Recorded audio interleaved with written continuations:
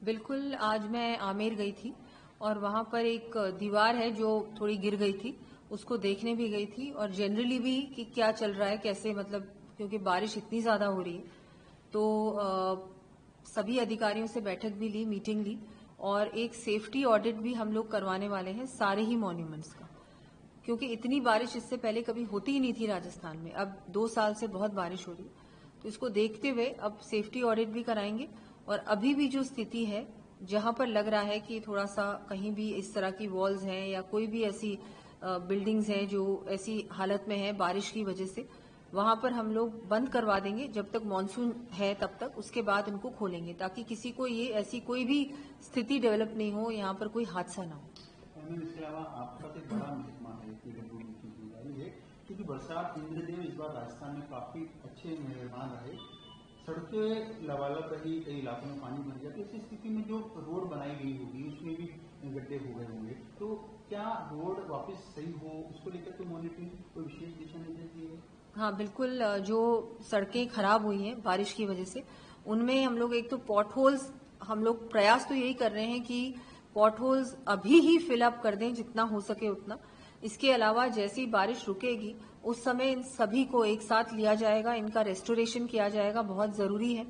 इससे पहले भी जो पिछले वर्ष भी बहुत भारी वर्षा हुई थी, उसके बाद भी हम लोगों ने जितनी भी क्षतिग्रस्त सड़कें थी उनको भी हमने वॉर फुटिंग में रिपेयरिंग का काम लिया था। अब भी यही करेंगे कि जल्द से जल्द इनकी रिपेयरिंग हो और इस पे भी ध्यान दिया जा रहा है कि अब जो सड़कें बनेंगी, नई सड़कें, उनकी क्वालिटी अच्छी हो, ताकि इस तरह की सारी जो बातें आएंगी, क्योंकि अब ये क्लाइमेट चेंज की वजह से बारिश भी ज्यादा आएगी राजस्थान में, तो इसको देखते हुए अब जो सड़कें बने उनका भी उसी तरह से बने ये इतनी बारिश भी झेल सके और ये बार बार जो टूटने का काम है वो ना हो। तो अच्छी क्वालिटी पे पूरा ध्यान दिया जाएगा कि सड़कें बहुत अच्छी क्वालिटी की बने, क्वालिटी पे किसी भी तरह का कॉम्प्रोमाइज ना हो।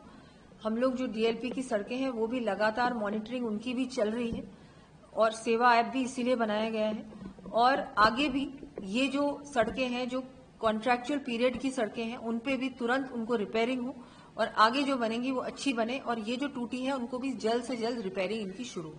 लेकिन राजनीति से जुड़ा सवाल है, लगातार जब से लोकसभा में 130 संविधान संशोधन का बिल पेश किया गया, चूंकि भ्रष्टाचार सताव हो, यही मकसद बीजेपी और एनडीए सरकार का था, लेकिन विपक्षी दल इस पर लगातार सवाल उठा रहे हैं। आज सुबह अशोक गहलोत की तरफ से भी सवाल उठाया गया और राहुल गांधी, तमाम जो विपक्षी दल है वो उस पर सवाल उठा रहे हैं, जबकि अमित शाह जी ने आज बहुत कुछ क्लियर करा है।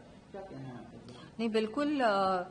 भ्रष्टाचार या कोई भी इस तरह का अगर अपराधी है या कोई भी इस प्रवृत्ति का है, उसमें उसके बाद उसको कुर्सी पे रहना मुझे नहीं लगता कि सही है। जो बिल आ रहा है वो बहुत अच्छा बिल आ रहा है, ये बहुत जरूरी है। एक साफ सुथरी छवि का हमारा पॉलिटिशियन होना चाहिए, राजनेता होना चाहिए और उसके लिए हमारी सरकार प्रयास कर रही है लगातार। और ये बिल लेके जब आएंगे उसके बाद तो मुझे लगता है बहुत क्लियर हो जाएगा। तो ये विपक्ष को आपत्ति क्यों है इसमें? क्या वो चाहते हैं कि अपराधी नेता बने, अपराधी पॉलिटिशियंस आए और अपराधी मिनिस्टर्स बने, अपराधी प्राइम मिनिस्टर बने और अपराधी सीएम बने? क्या ऐसा चाहते हैं? ऐसा लग रहा है मुझे कि वो यही चाहते हैं। लेकिन ये बिल अगर आएगा तो मुझे लगता है उल्टा इनको तो सपोर्ट करना चाहिए इस तरह के बिल का। आपको लगता है कि जो विपक्ष के कई ऐसे सांसद जो भ्रष्टाचार नहीं चाहते, वो अंतरात्मा के साथ देते हुए इसको एक्सेप्ट करेंगे? देखिए, जो अगर भ्रष्टाचार के अगर कोई भी अगेंस्ट है, करप्शन के, तो उसको तो इस बिल के साथ खड़े रहना चाहिए और बिल को सपोर्ट करना चाहिए। जो भी इस बिल को सपोर्ट नहीं कर रहा है, इसका मतलब वो क्या भ्रष्टाचार का साथ दे रहा है? साफ साफ दिखाई दे रहा है कि वो दल या वो सांसद इस बिल का सपोर्ट नहीं कर रहे हैं, क्योंकि वो चाहते हैं कि भ्रष्टाचार हो।